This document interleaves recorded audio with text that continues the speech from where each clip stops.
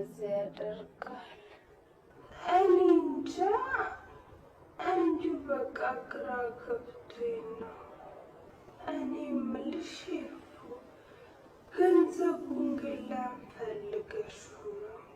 አቤትዬ፣ እሱን ሌላ ጊዜ እነግርሻለሁ። አሁን ምንም ልልሽ አልችልም። እሺ በቃ አንቺ እንደፈለግሽ አላስጨንቅሽም። ግን ምንም ነገር ከፈለግሽ ነው ያለው። እሺ እውነት በጣም ውድ ቤተሰቦቻችን እዚህ ከሐረግ ድራማ ምን አስተማራችሁ? ምን አይነት ትምህርት ወሰዳችሁ?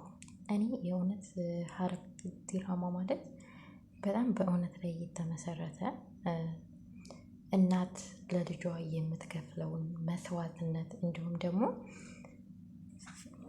ፍቅረኛ ለፍቅረኛ የሚከፍለውን መስዋዕትነት በኤፉ አይቻለሁ ማለት ነው። በገኒ ደግሞ እናትነትን እስከ ጥግ ድረስ አይቻለሁኝ። ሰራተኛ ሆና እስከ መግባት ድረስ ሰራተኛ ሆና ከገባይ በኋላ ራሱ እንዴት እንደሚያንቋሽሿት አይታችኋል ማለት ነው።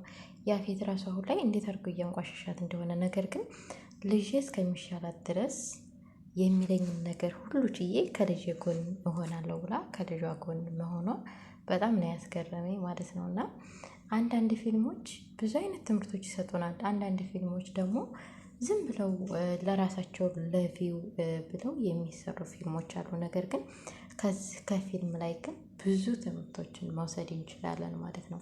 ወንድም ለወንድሙ ምን አይነት ጠላት እንደሆነ፣ በገንዘብ ሰውን መሸጥ እንደሚቻል ብዙ አይነት ትምህርቶች ማለት ነው።